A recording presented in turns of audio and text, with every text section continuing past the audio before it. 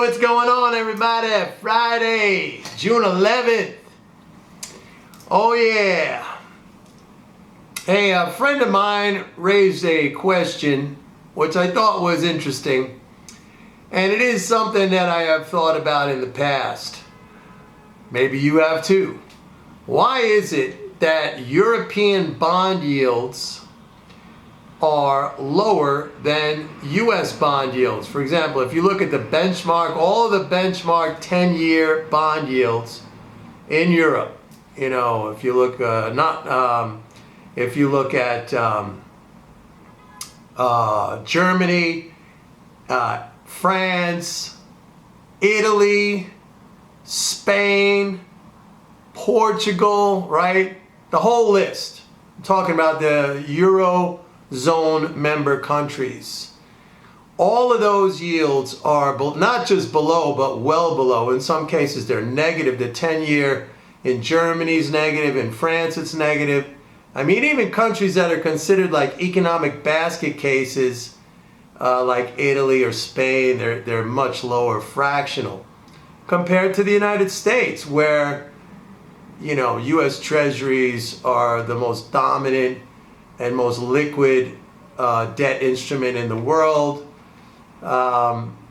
There's never really a risk of default. Well, I'll get into that aspect. And here's the other thing. All the European countries that I mentioned, and indeed all of the countries in the Eurozone, you know, the countries that use the euro, they have given up their currency sovereignty. They're no longer currency issuers. So one would think under those conditions that there would be an infinite more risk, or an infinite amount of additional risk for a country that is not a currency issuer to potentially default, right? We know, like the United States, the UK, Japan, Australia, Canada, they issue their own currency. All their debts are denominated in their own currency. There is absolutely no way they could involuntarily default. In other words, that a creditor could come along and force them into default. The United States could always meet its financial obligations because it pays in dollars. It meets those obligations in dollars, which it has the monopoly power to issue. But when you talk about the European countries, when you talk about Germany or France or Italy or Spain or Portugal, you know, they have given up their currency issuing power, all right? They literally need to borrow money, all right? So one would think that there should be a risk premium on those bonds compared to, you know, like the United States, but there's not. Those yields are way, way lower. So how do you explain that? How does one explain that? Well, my explanation is this. Maybe I'm right, maybe I'm wrong. The ECB, and this goes, I remember Greece, by the way, I didn't mention Greece, that their economy is often considered a basket case too, right?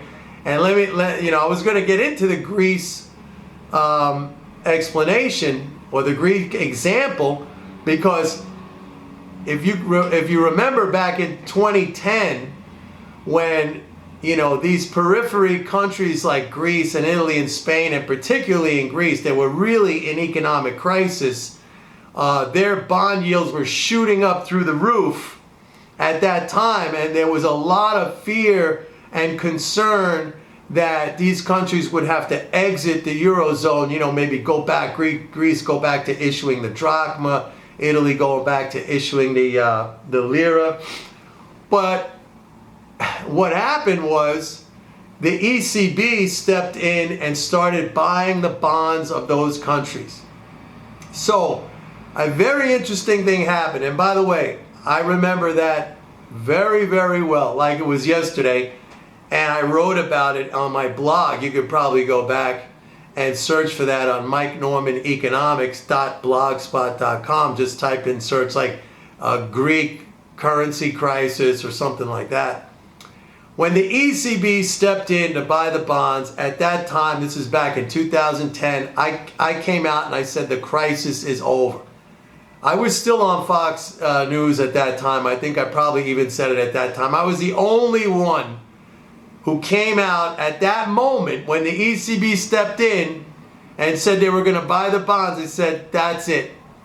And up until that point, I had been one of these economists who were saying, these countries are in trouble because they are currency users, and the problem with the Eurozone, the whole, way it was engineered, the whole way it was constructed, the major flaw, the basic flaw, the deadly flaw was that there was no overarching fiscal authority. Like here in the United States, we have the Congress, we have the federal government.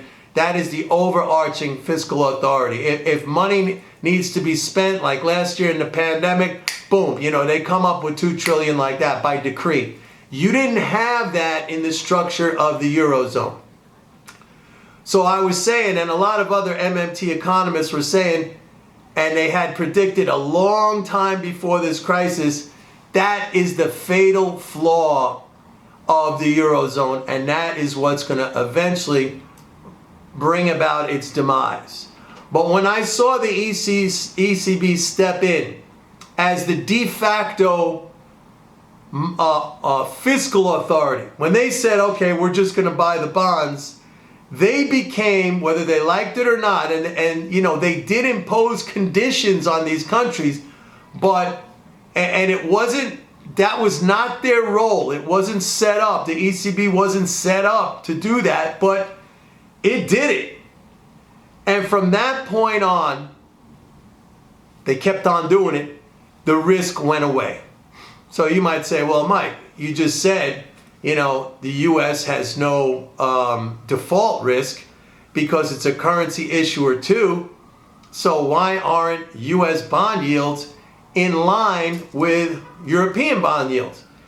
And my answer to that is every couple of years, we go through this ridiculous thing called the debt ceiling, which is, by the way, coming up next month in July, where Congress or the political situation in Washington and D.C., there's always a threat there that they won't pay, that they're going to default. And I think there's a premium. It's kind of like they're playing this dumb game, which is needless. It adds needless premium to these yields. It adds needless volatility, needless risk, but you don't have that going on with the ECB. The ECB just keeps funding through these bond purchases. They are the de facto fiscal agent, whereas here in the United States, the fiscal agent is the Congress of the United States. And every couple of years, it's like, that's it. We're not going to raise the debt ceiling. We're not going to pay. We've gone into situations, and one may be coming up again, where the Treasury has to engage in all this kind of, extraordinary kind of bookkeeping, and I'm going to pay this guy, I'm going to hold off on this person. I mean, it's completely ridiculous. But that's what they do. Mnuchin had to do it 2 years ago. Yellen may have to do it now. I mean, what kind of a way is that to run a country? How can Italy and Greece and Spain have lower 10-year bond yields than the United States of America? It is ludicrous. But that's the reality. That's what we see out there. So that's my explanation anyway. That might not be the whole explanation, but I do think that's a big part of it. It's these crazy games that they play in Washington for no particular reason. It's all politics, and there's a cost attached to that. And the cost is very clearly reflected in the fact that U.S. bond yields are higher, and not just a little bit higher, a lot higher than Greece and Italy and Spain. And yeah, Germany and France and the rest of them too, Portugal. Crazy, right? Anyway, don't forget, go to my website, Pitbull Economic. Hey, next week, folks, everything starts. Today was the last day of those extended unemployment benefits in 4 states. So we'll see what happens. Have a nice weekend. Bye.